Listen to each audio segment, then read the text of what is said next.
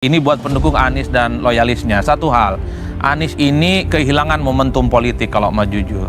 Kalau menang Pilpres, dia akan menjadi satu-satunya matahari di negara ini. Tapi ketika kalah Pilpres, Anies tak lagi bisa menjadi spotlight yang kemudian menjadi satu-satunya rujukan, termasuk Pilkada Jakarta. Jadi kalau dulu ada kesan Anies duduk saja, ini dikerubungi oleh partai dan datang untuk mengusung Anies sebagai bagian dari kontestasi di Pilkada Jakarta ataupun di Pilpres. Tapi ketika Anies kalah Pilpres, partai ini kan berpikir, apa untungnya kemudian mengusung Anies dalam Pilkada Jakarta? Nasdem berpikir dong, toh nggak ada efek elektoralnya, nggak berbarengan dengan Pileg, begitupun dengan PKS dan PKB, nggak ada faedahnya secara elektoral. Sementara pada saat yang bersamaan, ada tawaran surga, Livi. Jadi menteri, masuk kabinet, support sistem politik, bergabung dengan Kim. Ini yang kemudian secara rasional, partai-partai non-Kim yang kita sebut tadi, PKS, PKB, dan Nasdem, ini sangat rasional kalkulasi politiknya.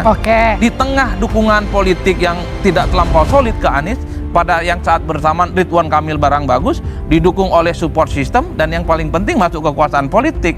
Ini yang saya kira membuat partai ini berubah pola pikirnya. Isu jegal Anies Baswedan mencuat menjelang pemilihan kepala daerah atau Pilkada Jakarta. Disinyalir, isu jegal itu meruap ke permukaan usai munculnya wacana Koalisi Indonesia Maju atau Kim Plus mendukung Ridwan Kamil di Pilkada Jakarta. Pencalonan Ridwan Kamil yang akan diusung Kim bisa mencegah langkah Anies Baswedan di Pilkada Jakarta. Partai penguasa tidak mau Gubernur DKI Jakarta periode 2017-2022 itu maju di Pilkada Jakarta. Anies tidak akan bisa maju karena sudah diblok oleh partai dan penguasa. Ridwan Kamil bisa melawan kotak kosong. Namun, nyaris semua elit partai politik membantah wacana pembentukan Koalisi Indonesia Maju Plus demi mencegah Anies Baswedan di Pilkada Jakarta. Adapun Kim Plus nantinya berisikan koalisi besar dari seluruh partai politik.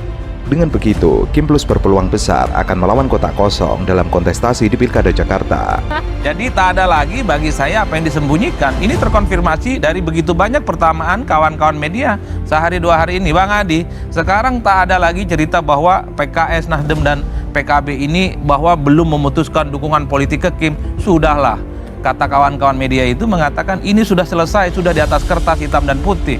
Ini semua sedang bagaimana cari jalan keluar supaya tak ada kesan meninggalkan Anies. Kan itu yang kemudian terjadi pada PKS, bagi Nasdem dan PKB, ngomongnya agak normatif, agak ideal, supaya kalau nanti tidak mengusung Anies Baswedan, mereka tidak dimusuhi dan tidak dibully oleh para pendukung Anies. Kan itu yang sedang dilakukan oleh mereka ini.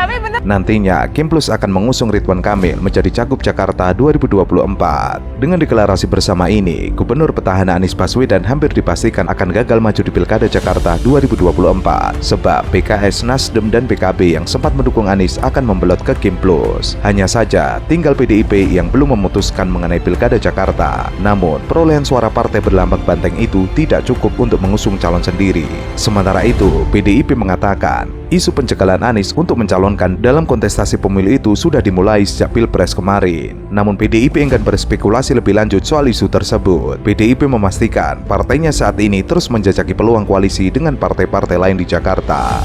Apapun dulu waktu maju di Jawa Barat kan tiket pertama kali diberikan oleh Nasdem kepada RK dan kemudian menang. Kalau per hari ini kemudian tiket itu dan termasuk saya yang menyerah. Hal-hal sepertinya saya agak berat bersama hati. dia. Tapi kan ada realitas politik yang kemudian tidak bisa dibantah. Nah, kalau bicara tentang kapasitas, kompetensi, ya, pengalaman, saya kira tiga orang yang disebut tadi bagi saya udah di atas rata-rata. Mereka ini pengalamannya sudah luar biasa dan bisa di-tracking. RK itu dianggap sukses di Jawa Barat, kemudian di Bandung saat itu. Anies, Ahok apalagi, approval ratingnya di atas rata-rata.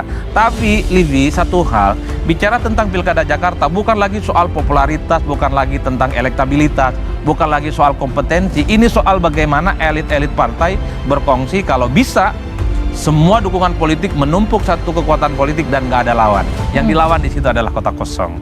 Nah, itu yang sebenarnya saya kritik. Bisa tidak Nasdem misalnya, kalau mendengar statementnya Gus Coy, ini berat hati betul kalau ada calon tunggal, tolak aja tawaran surga itu yang datang.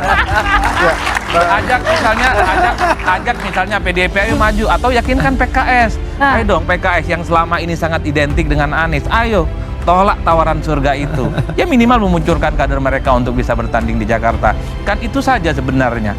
Tapi bagi saya Kim juga tidak salah. Yang ingin saya katakan adalah Kim tentu ingin mengakumulasi begitu banyak kekuatan. karena menumpuk kekuatan. Kalau bisa lawannya tak ada, ini kan bagian dari proses bagaimana memenangkan pertarungan. Kan sekarang kuncinya adalah apakah partai non-Kim ini iman politiknya goyang-goyang ataukah terus konsisten. Per hari ini saya termasuk yang hakul yakin iman politiknya sudah goyang-goyang, Livi. Sudah. Menurut saya ya, harus ada introspeksi pada Anies Baswedan, pada dirinya gitu. Apa yang membawa dia di titik ini gitu, ya kan? Karena penting juga kita sebagai, ya kita berteman, saya berteman lama sama Anies, tapi kita berbeda pilihan begitu. Dan layak pun saya mengatakan kepada dia, perlu agak introspeksi juga tentang cara membaca situasi. Saya terus terang sebagai aktivis Islam kemarin itu agak kecewa dengan cara dia mengkonsolidasi kekuatan Islam dan menyerang orang-orang yang berada di luar Islam, seperti orang kayak saya ini jadi keislamannya berkurang banyak, Pak. Diskonnya banyak sekali. Padahal saya lihat itu kan murni adalah transaksi dia dalam pengertian politik ya. Dengan Partai Nasdem dan PKB mengajak PKS yang akhirnya gainnya paling banyak didapatkan oleh Nasdem dan PKB. PKS cuma dapat 3-2 sengketa relatif satu.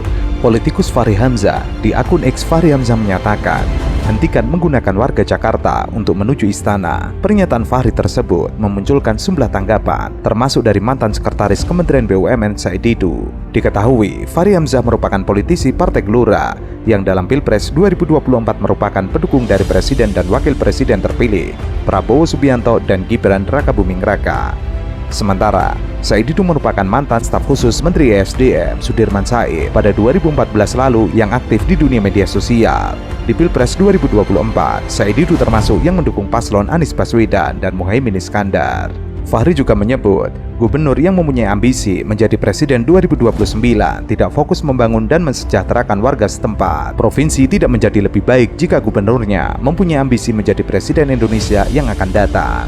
Tapi nuansa Islamnya dalam pertarungan kemarin itu keras sekali. Dan kita-kita ini pun jadi kena serang. Jadi menurut saya, Anies meletakkan diri dalam bahaya yang tidak saja bahaya bagi dia, tapi bahaya juga bagi publik. Pada waktu itu, karena saya menghendaki sebenarnya Anies berpikir lebih sebagai tokoh tengah gitu loh. Pada waktu itu pikiran saya. Tapi karena dia menyeret itu ke sana, akhirnya muncullah pemilu yang agak ngeri-ngeri sedap. Betul. Ya kan, agak atau karena ambisi atau karena apa? Nah sekarang ini dia sudah dikalahkan, ya kan. Tapi kenapa dia dari calon presiden turun kembali menjadi DKI? Kecuali kalau bahwa dia mau mengulang 2024 dengan cara menantang presiden dengan posisi dia sebagai gubernur dan menggalang kekuatan oposisi di belakang dia. Lalu dia mau menunjukkan bahwa dia sebagai gubernur Jakarta ini adalah calon presiden yang terkuat. Dia misalnya itu tidak sehat bagi transformasi tadi yang saya katakan ke ibu kota itu gitu loh.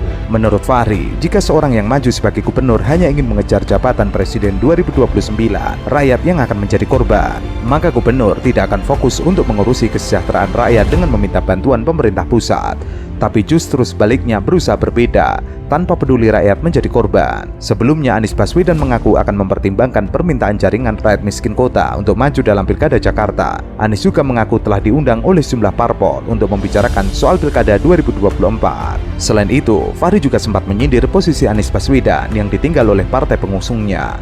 Ia menyebut Anies merupakan korban sebab tidak bisa memimpin politik terlepas dari partai politik. Itulah sebenarnya saya lebih setuju kalau Pilkada di DKI itu sebenarnya, kalau saya di DKI sekarang ini, saya lebih setuju sebenarnya itu ditiadakan, tapi pilkada kota diadakan. Jadi pilkada Jakarta Barat, Jakarta Timur, tingkat kotanya ya, tingkat kota, di kotanya yang diadakan. Jadi gubernurnya ditunjuk. Jadi gubernurnya itu kalau nggak ditunjuk ya dipilih oleh DPRD saja, supaya dia murni bekerja untuk pemerintah pusat. Karena ada ironi di DKI ini. Di DKI ini 70% elit kita tinggal di sini, 70% uang beredar ada di sini, 100% diplomat dan tamu negara tibanya di sini. itu kalau gubernurnya itu tidak memperkuat pemerintah pusat, bahkan mengirim sinyal bahwa dia itu sedang melawan pemerintah pusat, itu bencana bagi kita. Ini ngomongin siapa sih sebenarnya? Fahri Hamzah menyetujui pemikiran mengenai karir politik tidak bisa lepas dari keberadaan partai politik. Ia kemudian menyinggung orang-orang yang merasa memiliki popularitas tinggi namun tidak mau bergabung dengan partai politik. Menurutnya, justru orang yang ingin mematangkan demokrasi jalannya dengan memperkuat partai politik. Jangan merasa hebat sendiri. Menurut Fahri, partai politik siap menerima orang dengan berbagai karakter, mulai terkenal hingga banyak uang. Semuanya beragam, bisa masuk partai. Jangan ada orang merasa suci di luar karena tidak berpartai, tapi begitu ada kekuasaan mendekat ke partai. Itu kemunafikan yang mesti dihentikan di negeri ini. Siapapun nanti bukan yang dan kemarin. yang lalu ya kan, yang telah menunjukkan gejala seperti itu, itu harus dikoreksi. Kan saya dipilih rakyat katanya. Nah itu dia kan. Makanya saya termasuk yang mengusulkan agar gubernur tidak dipilih rakyat, karena konfliknya muncul di dua tempat. Pertama, bupati wali kota juga berkonflik dengan dia atas klaim punya rakyat. Betul. Padahal gubernur itu adalah milik pemerintah pusat untuk melayani pemerintah daerah dalam undang-undang otonomi kita. Nanti gubernur-gubernur di daerah besar, DKI, Jawa Barat, Jawa Timur, Jawa Tengah berpikir, saya kan rakyatnya banyak yang milih, jadi layak pun jadi presiden. Nantanglah dia presiden. Gubernur rasa presiden. Gubernur rasa. Ini yang tidak sehat menurut saya, karena itu harus dilihat dengan baik. Apalagi tadi dalam rangka melanjutkan gagasan perpindahan ibu kota yang sudah dicanangkan oleh Pak Jokowi ini, menurut saya itu harus kita amankan lah dalam proses politik ke depan. Bang,